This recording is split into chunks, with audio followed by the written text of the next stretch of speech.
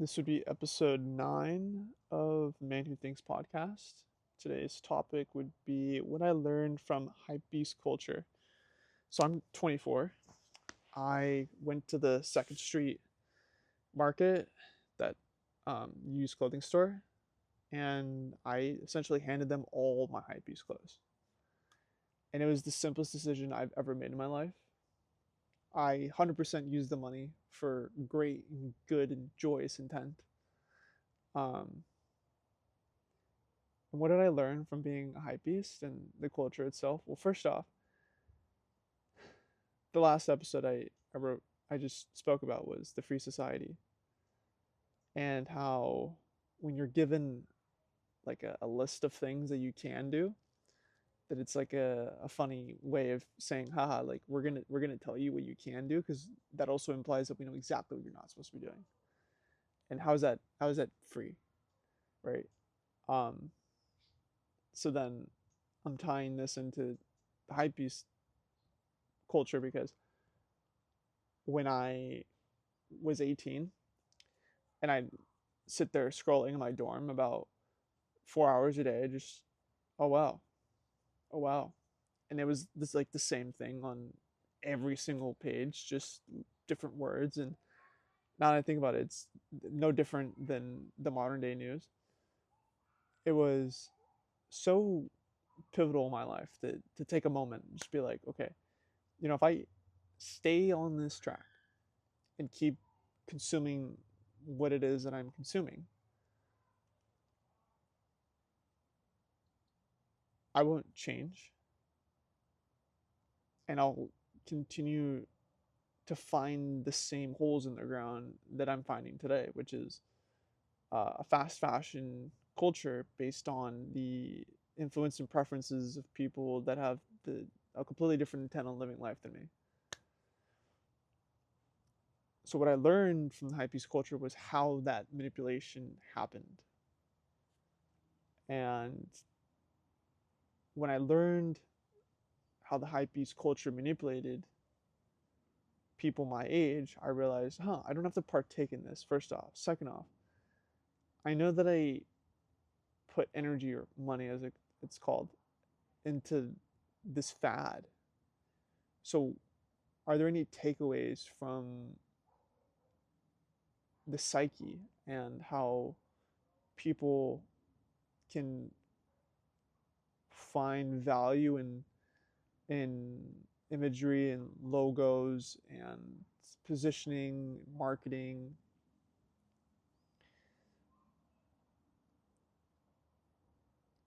I believe it was the first marketing class I ever took in college. I sat in the back of the class, and I remember it was the end of the lecture, and the professor, when she said, "Does anyone have any questions?" There I am, I rose my hand. I asked her, I said, "Isn't good marketing knowing that you haven't been manipulated?" And she looked at me and she said, I've never thought of it that way. Because having had grown up realizing that people would rather listen to someone else's voice and tell them what is worth it than them discover what they know is worth it. And like, that's kind of semantical, where not everyone's going to be following Louis Vuitton. Some people are going to follow Prada, right?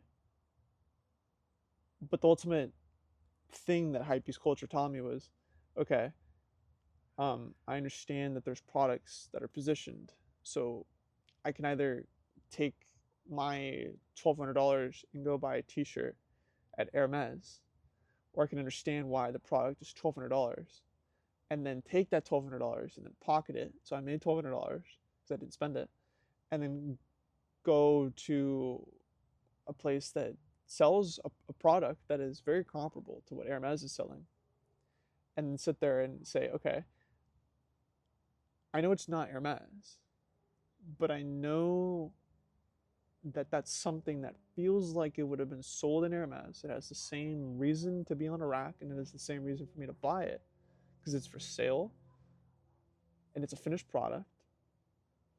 So I'm gonna buy the product that isn't Hermes and keep 200, keep $1,000 in my pocket. So I did, and I have been doing it ever since. And it's been a remarkable world.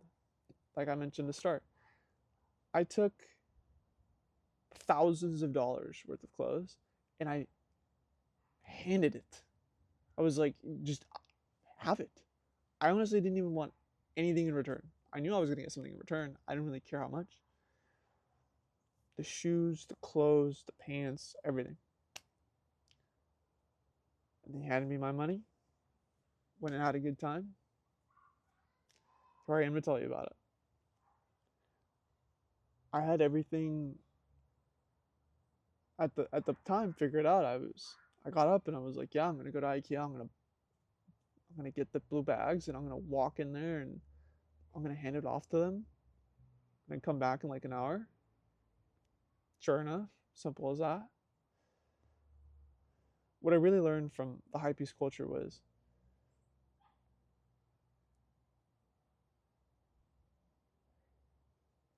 life is forever. These fads are something I can learn from. I can learn from why a younger version of me who didn't know any better was so keen on letting other people tell that guy that is now me what to do with their money or what to think and what was cool and who to support and all these other things. And it was only because I let other people speak for me. And when it came time to speak for myself and to think for myself and to love myself, I realized, man, thanks. Time to part ways. Changed my life.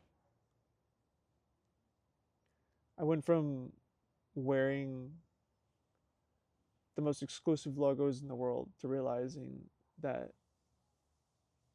the designer himself designs his own clothes. And it can be in such a way where the designer doesn't even have a logo, doesn't even have a mark or a sticker or a tag. That's when everything started changing because I realized so that's what they meant by everyone can design a t-shirt. That's what they meant by start your own brand. We were never meant to continue what they were showing us. We were meant to learn and adapt what they were doing to us and changing it for the better. I've removed myself, and this is what I learned from the hypebeast culture. It's been 2 years. Well, this is my second year, so what is it? 12 plus 5. I'm 17 months into no swearing. I don't swear. What is it?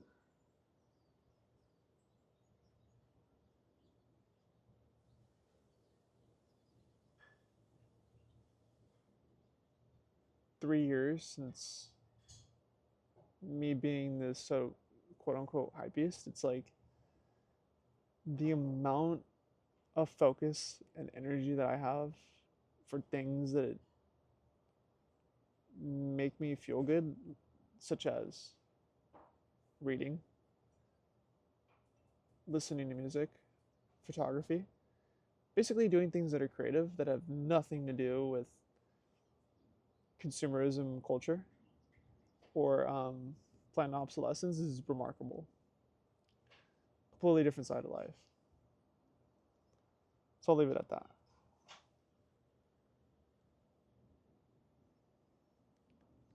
But until then,